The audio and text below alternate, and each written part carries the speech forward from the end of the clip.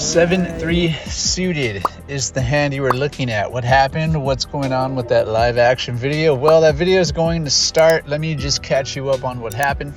There was a UTG limp in a 2-3 game, folded around to the hijack, who also limped in. And my Vpip here was really low, like probably 5%, 4, 3%. And I noticed that I was just folding a lot, and I figured now's a good time to audit my range and kind of increase my percentage just a little bit. And I can use my low Vpip to bluff on the flop if I need to later. So I decide that I'm going to open this hand. Now this is a pretty trash hand, it's a trash suited hand. But just because my Vpip was dipping way too low, I do this sometimes where I open suited trash hands, any hands really, because when I'm in position too, by the way, because I just don't want my Vpip to drop so low that when I finally get aces and I open it, nobody plays.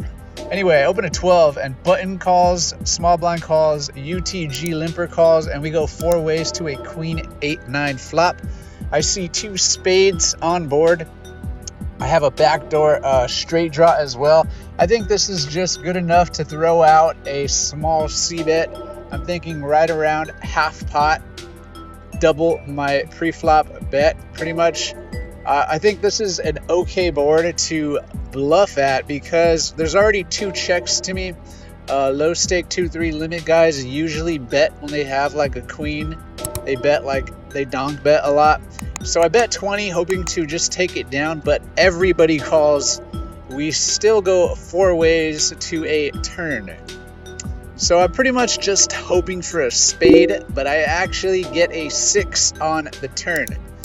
Now this checks pretty quickly around to me again, and now I feel like I could just sort of check and give up in a sense, like check and hopefully the button checks back and I could just see if I hit my draw. I think that's like a little safe route, an okay way to play this hand.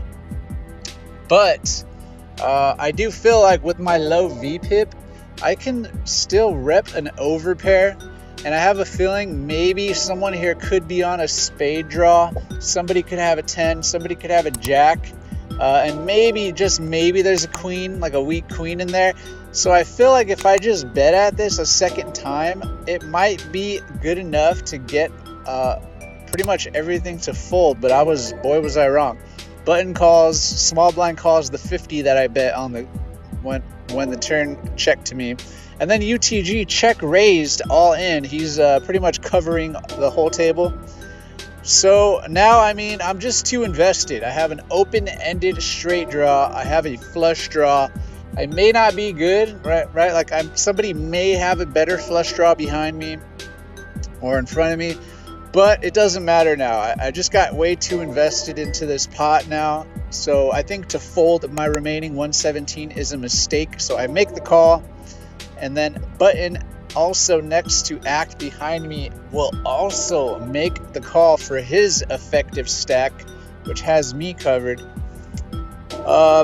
And now this pot is just huge. Now the good thing about it is at least if my draw is live, at least I'm getting the proper odds for my draw. So this is turns out to be a winning play once the button makes the call as well.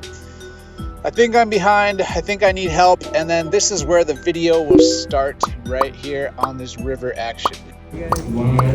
Flush.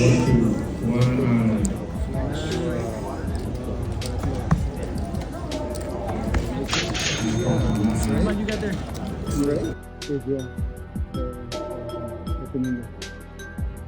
So the UTG check raiser on the turn, he ended up having 2 pair, 6-9 offsuit.